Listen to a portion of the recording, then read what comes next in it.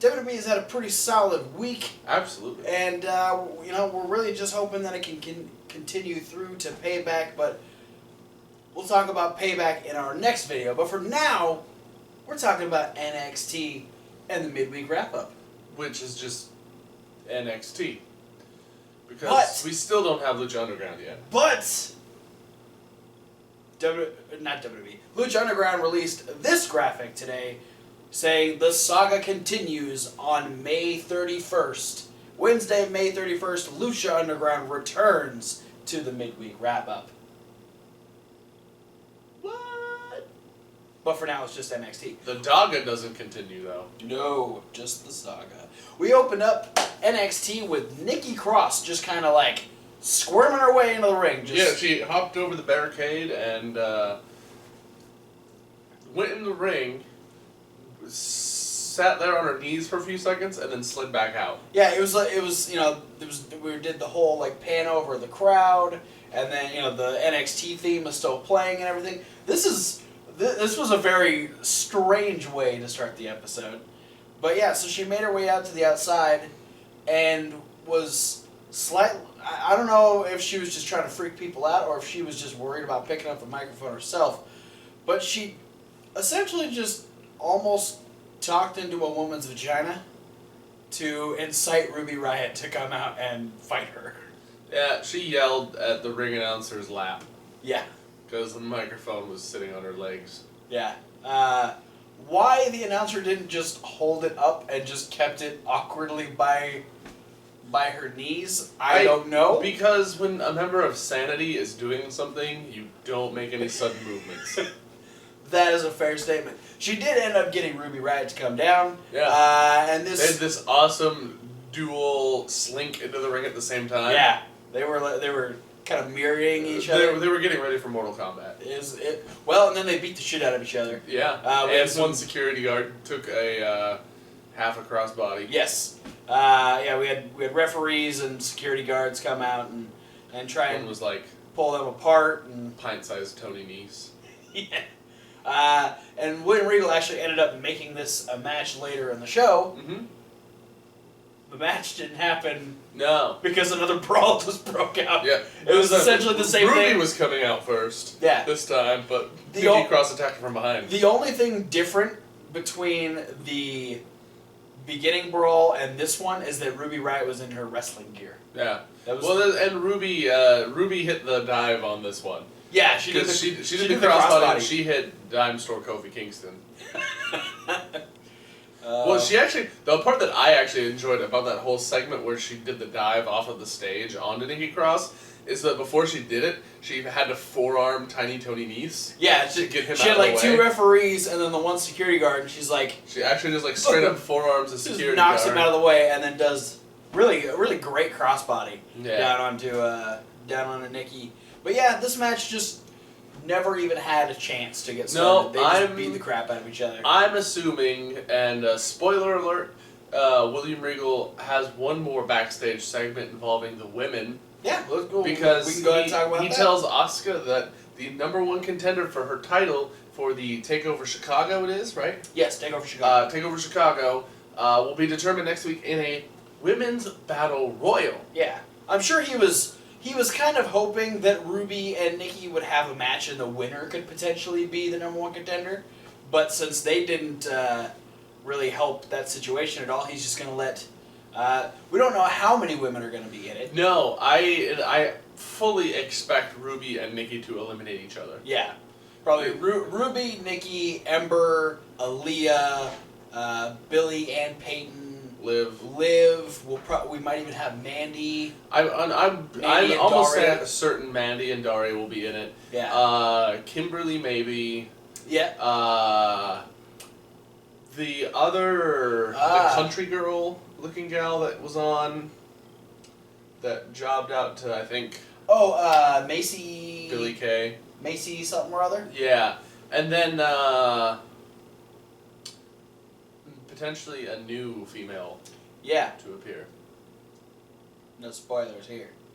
Let's move on. We spoil a lot of stuff sometimes. Shh. Don't let that shit spread. We try to keep that hidden in our giant archive of videos.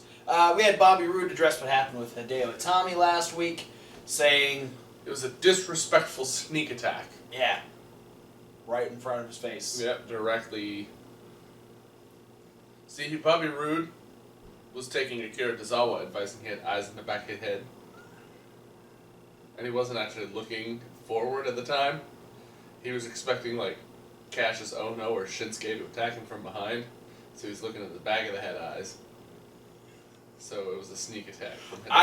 I just assume that Bobby Roode has the same, like, depth perception of those aliens from Pitch Black, to where if you get right here, he can't see you. Bobby Roode has the alien blind spot. So it was like Hideo slapped him, and he went, "There's something there," and he charged forward. He got a GTS. So yeah, Bobby Roode is none too happy with Hideo Itami. But he says, just because Hideo Itami can attack him doesn't mean he gets a number one contendership match. He's got to earn his spot. Of course. That's how glorious spot. That's how wrestling works. You know how else wrestling works? Speaking of pissed off people, when you mess up somebody's workout, and then you're an asshole, you have a match against Drew McIntyre. Like Andrade Cien Almas. And they beat the fuck out of each other. To, make it as concise as possible, they chopped the hell out of each other. Yeah. Lots of loud chops. Yeah. A couple good moves. There was only 3 other regular wrestling moves. It was a methodical brawl. Glorified fight. Yeah. Needless to say, Drew McIntyre picked up the win with his flying boot. Andrade didn't seem to sell it too much afterwards, though. No. Because there was an interviewer trying to get a word with him, and he was climbing into an SUV with about 6 women, just ready to go do Andrade things. Hey, Andrade just lives the party life. He does indeed. So, if you win, you go out and you celebrate with a party. If you lose, you go out to a party to cheer yourself up. Not that he looked like he needed any cheering up. No, because there were some beautiful women getting in that vehicle with him. And he even tried to get the interviewer to come in. He's like, you want to? He's like, you go? You go? No? Alright.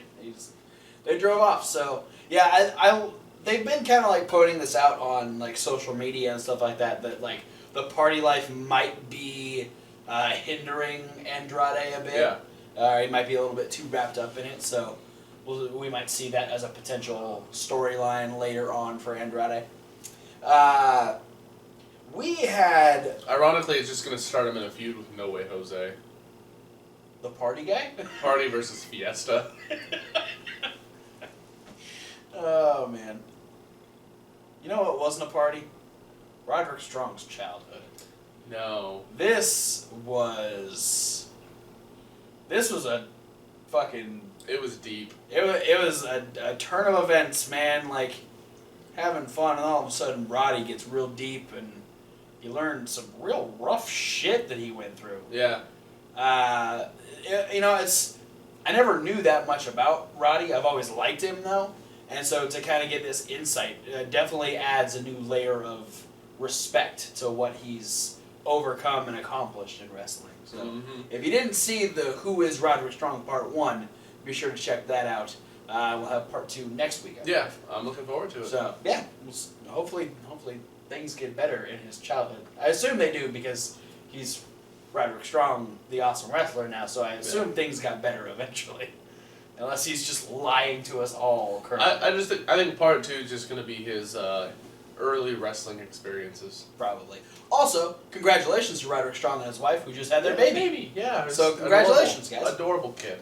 Absolutely. Aleister Black showing up on NXT. Had a little bit of a more difficult time with Kona Reeves this week. Yeah. Than he did with Corey Hollis last time. But the result was still the same. Yeah. You gotta, I really admire Aleister Black's balance. Yes. Because when he does that thing where he picks the person up with his foot, Yeah. and so he's just standing on one foot and he's picking somebody else up with his other foot, and I'm just like, God, I want to be that cool. Well. And then he roundhouse back kicks him in the face and pins him. Simple as that. Yeah, I mean, it lasted a couple minutes. Kona had the right idea, because I think Kona approached this match a lot more like the way Andrade did in the debut, where he was very forward attack mode. If you go on the offense, it's harder for Alistair to combat that. Yeah, but if you let Alistair get the first shot, you're screwed. Yeah, well, especially like, you know, somebody like Corey Hollis who just stood there.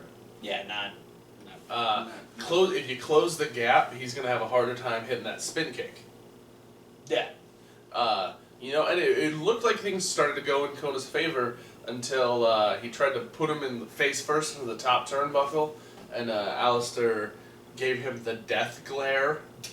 Yeah, and like got that cording hold and just looked, and Kona's like, and the look on Alistair's face, that is not a person I want to fuck with.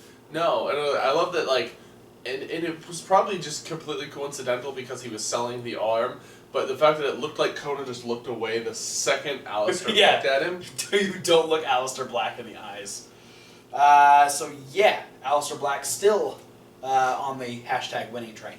Yeah. But our next week we get dranked with Alistair Black.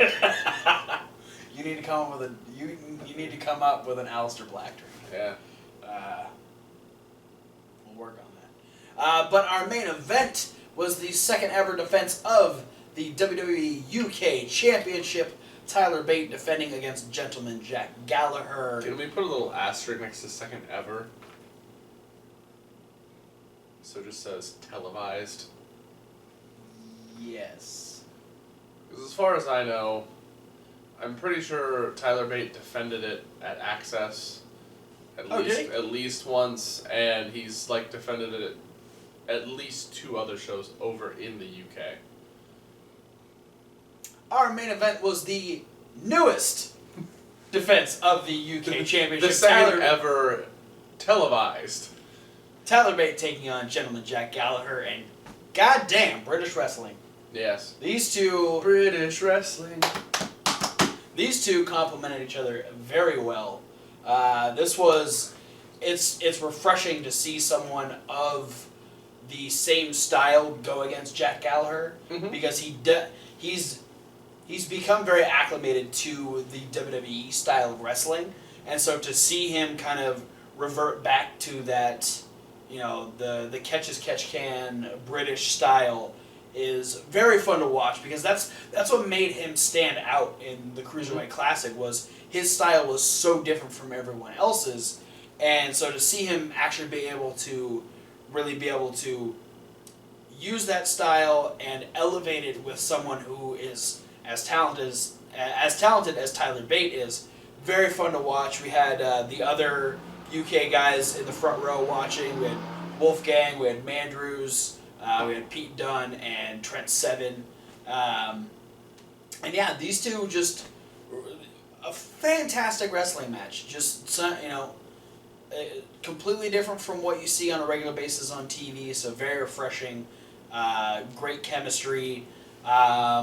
And Jack was on a pretty good offensive run for a while. If you call nearly knocking yourself out twice off. Well, that's kind of his offense. Thing. Yeah. That's how he's won all of his matches. Hey, Jack. Have you seen Daniel Bryan recently? Headbutts, bro. Dark, bro. I'm just saying. Drew 05 Live. I think Drew's okay with headbutts, though. He's maybe.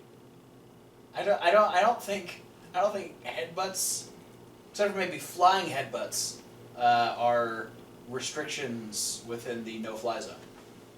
Yeah, well, I think Jack Gallagher's headbutts. Jack might want to tone it down a little bit. Yeah. Well, it's risky. It's a risky move. I'm just saying, it's not a high-flying move, but it's still a high-risk maneuver. give yourself a concussion, injure your vertebrae. That's fair. Drew 05 Live. Yeah. So fantastic match. It was great. It was one of my favorite non-takeover NXT matches in a long time. And it's been a while since there's been a real classic on NXT television, I think. It was one of my favorite singles matches on NXT in a long time. Yeah, because the tag teams in NXT are just fucking fantastic. So yeah. it's very well now it's a notch down because the top guys are gone. But well. Dash is injured, so DIY can handle it, I guess. Yeah, DIY's got it. Authors of Pain have made a good spot for themselves. So we'll see who else can fill that void. Just wait for the doofy D'Angelo and the other guy. Oh, the what are they? They're the Street Profits. Yeah. Hashtag Street Profits. But yeah, Tyler Bate ends up picking up the win after. Jack ends up getting the gym break special on again, which has kind of been the focus through the shoulder was the focus for the majority of the match. His second attempt at the gym break special, Tyler Bate's able to get out, come off the ropes, and hit that rolling kick, followed up by the Tyler Driver 97, and Tyler Bate is still your UK champion. Good on you, Tyler. So yeah, I am excited. Also. Slightly skeptical about this UK Championship show. Yeah. Just because with how excited we were for 205 Live and how not as good 205 Live has been, every part of me wants to be hopeful for it just because it's fun to watch these guys do what they do. I hope the UK show is actually in the UK. I would hope so. And not at Full Sail. Yeah. Or like filmed after Raw. Yeah. Or after SmackDown. I hope that it's filmed in the UK. And as a refreshing change of pace, I kind of hope that it's aired like in a UK time zone.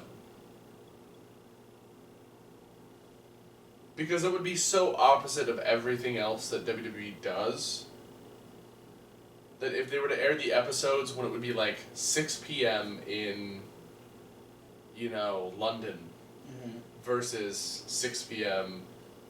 Eastern or Pacific time. Yeah, because they're what, 8 hours? There's like 8 an hours 8-hour difference or something like that. It would be a little inconvenient, but at the time, but it's the network, so it's not like we could just watch it whenever. Yeah, you'd get the hardcore fans that want to watch it.